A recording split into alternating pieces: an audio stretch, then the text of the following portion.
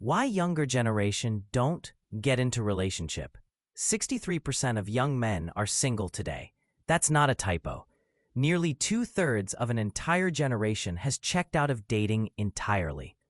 But here's what's really shocking. Only 34% of young women are single. The math doesn't add up, and the reason why reveals everything wrong with modern relationships. I've been watching this trend explode over the past decade, and after diving deep into the data and stories from both sides, I can tell you this isn't just about laziness or fear of commitment. This is about a fundamental shift in how we view relationships, work, and what we expect from each other. And if we don't understand what's really happening here, we're looking at the collapse of traditional relationship structures entirely. So what's driving this massive gender gap in single status? The answer is simpler than you think, but more complex than most people want to admit. Women are dating up and out of their age range. They're choosing older men who already have resources, stability, and established careers. Meanwhile, young men in their 20s are still figuring out their careers, still building their financial foundation, still learning how to be the providers that women traditionally seek. See, here's the uncomfortable truth nobody wants to say out loud. Men and women date for fundamentally different reasons. Men primarily date based on physical attraction and the potential for someone to be a good mother to future children. We don't care if a woman works at Burger King if we find her attractive. But ask most women if they'd seriously date a guy who works at Burger King, and you'll get your answer real quick. Women date for resources, protection, leadership, and long-term security. There's nothing wrong with this. It's been the biological and social reality for thousands of years. The problem is that young men today simply don't have these things yet. A man's value typically peaks between 35 and 40 when he's established in his career and maximizing his earning potential. But by then, he's often looking at women in their 20s and 30s, not his age peers. But economics isn't the whole story. There's something deeper happening that's making men choose to stay single entirely. And this is where things get really interesting. Many young men today have found more peace in their solitude than they ever found in relationships. They're looking at what modern relationships offer versus what they demand, and they're walking away from the table entirely. Think about it from their perspective. The traditional relationship structure offered men something valuable. A woman who could cook, clean, nurture, and create a peaceful home environment in exchange for provision, protection, and leadership. But that structure has largely collapsed. Many women today were raised to prioritize careers over domestic skills. They can't cook a decent meal or maintain a household, not because they're incapable, but because those skills were deprioritized in favor of professional development. At the same time, women still expect men to provide, protect, and lead. The male responsibilities haven't changed, but the female responsibilities have largely disappeared or been redefined as oppressive. This creates an imbalance that many young men simply refuse to accept. They're asking themselves a fair question. If you can't provide the traditional benefits of a relationship, but you still expect all the traditional benefits from me, what exactly am I getting out of this deal?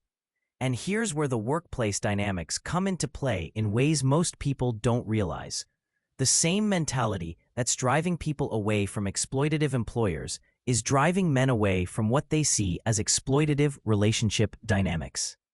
Just like workers are saying, I'm not going to be treated like a disposable number for poverty wages, men are saying, I'm not going to be treated like an ATM and protector for someone who brings drama instead of peace to my life.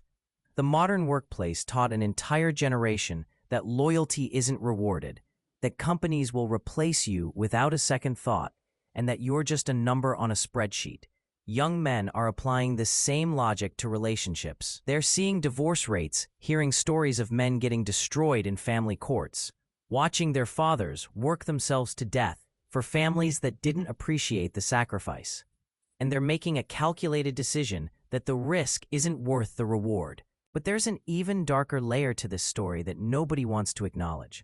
We've created a generation of young people who were raised on manipulation and coercion disguised as normal relationship dynamics.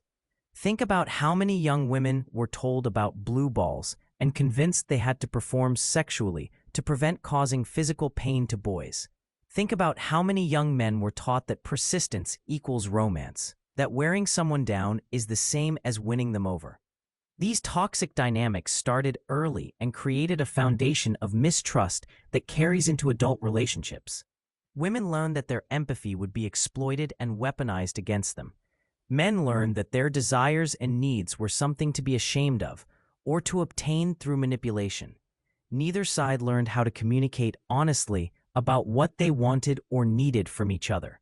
Add social media and dating apps to this toxic foundation, and you get a generation that treats relationships like they're shopping on Amazon.